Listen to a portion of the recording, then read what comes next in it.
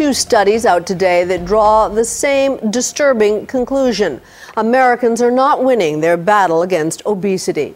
One study found that obesity rates for adults actually rose in 28 states this year. Only the District of Columbia showed a decline.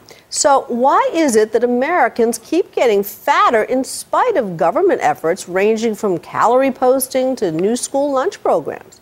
We asked Nightline's John Donvan to sift through all the reporting we've done on the problem over the past year to try to find the real villain behind the obesity epidemic. Kristen and Colin Robinson are a mother and son Nightline followed last year through a several $1,000 program. A 2-week-long weight loss camp which basically retaught them how to move and how to eat. Today's lunch list for me was veggie burger, baked beans, and 4 ounces of gold leek soup. Americans spend a lot of money trying to lose weight and a lot of time talking about it. We're spending $150 billion a year treating obesity-related illnesses, so we know this is a problem and there's a lot at stake. But not even her exhortation seemed to be getting through, because this new study published today in the Journal of Adolescent Youth looked at more than 6,000 middle school children across the nation and found that nearly 7% are not obese, but severely obese, in the 99th percentile for weight, which means the problem is worse than believed. The second study by the Robert Wood Johnson Foundation and Trust for America's Health, both public health advocacy groups, not only found obesity rates up in 28 states, but also that more than a quarter of the population is obese in 2/3 of the states. But why, if we know this is going on, do we keep putting on weight? In a series of our own Nightline reports on different aspects of the problem, we heard theories about why we're gaining and theories on how we can lose. First, theories about what's in it, what's in the food we eat. There is the single ingredient theory, that it's fructose. Fructose is the cause of the current epidemic. Robert Lustig at the University of California in San Francisco argues that the introduction in the 1970s of a low-cost sweetener called high fructose corn syrup lowered the cost of fructose in general so that now it's showing up everywhere, as he demonstrated for me, in quantities you don't really expect. Everyone seems to think yogurt is good for you and yogurt is healthy, but this has 27 grams of sugar for this yogurt. So, is it worth it? This has 27 grams of sugar, too, per serving. It's everywhere. It's ubiquitous. The worst part being he thinks that fructose messes with our brains, making us ever more hungry. So your brain thinks you're hungry, because if your brain can't get the leptin signal, that's starvation. Feels like starvation. Feels like starvation. He has his opponents, however. Consumers should know that fructose is a sugar, and a sugar is a sugar, whether it comes from cane or corn or beet, and that Mother Nature gave us fructose in all the fruits and vegetables that we eat, but also in combination with another simple sugar, glucose. That has high fructose corn syrup in it. And? Yeah, you know what they say about it? Like what? This is an ad created by Audrey Erickson's group, the Corn Refiners Association. And in a funny way, they agree with Dr. Lustig, who says there is no difference between high fructose corn syrup and sugar. But Lustig says the level of obesity in America began to climb around the very time that the food industry started using lots of high fructose corn syrup, because he says it's just so cheap and so readily available and therefore so everywhere. Okay, so if it's not just one ingredient that's the problem, maybe it's that there are all kinds of ingredients that just don't belong in the food we eat.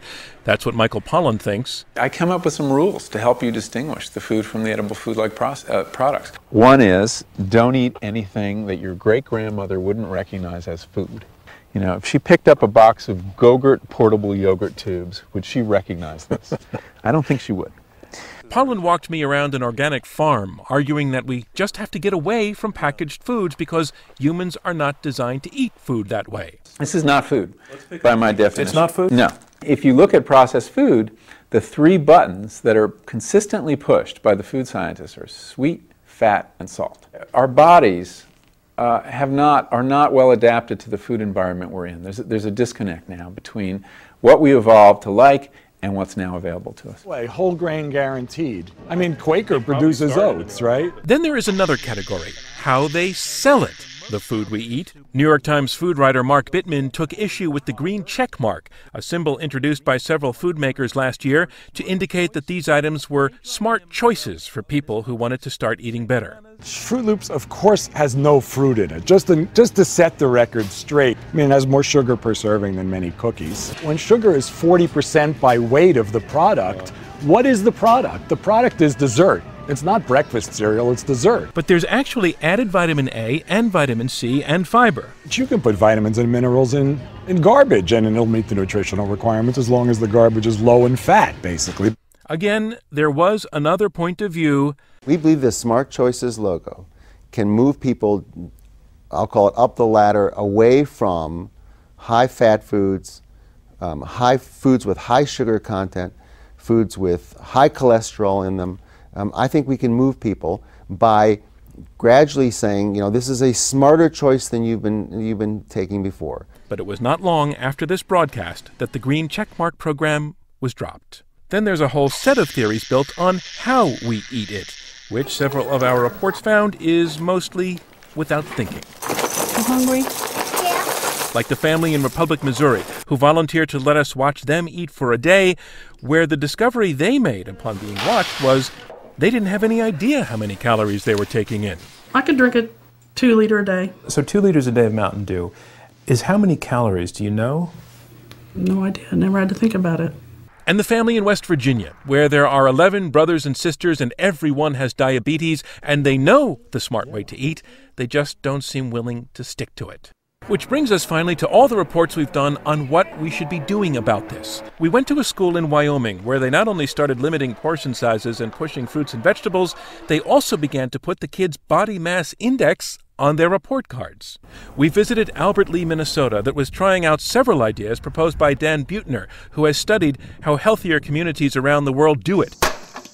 The local restaurant changed its menu. The kids started going to school this way, the walking school bus, they call it, instead of the real one. Here's your breakfasts. We profiled British chef Jamie Oliver and his TV series, devoted to getting Huntington, West Virginia, to lose weight. I need you to know that this is going to kill your children early. Yeah, we're talking about 10, 13, 14 years off their life. And back to that family in Republic. So let's see how many 3/4 cup servings are in this bowl. We got them in touch with a nutritionist who taught them a lot they didn't know before about portion control. Oh, no. Results? Well, we do know this, that in Republic at least, the mom has lost 18 pounds and her husband 36, which shows it can be done, but you have to try. And maybe there just isn't enough of that going on. I'm John Donvan for Nightline in Washington.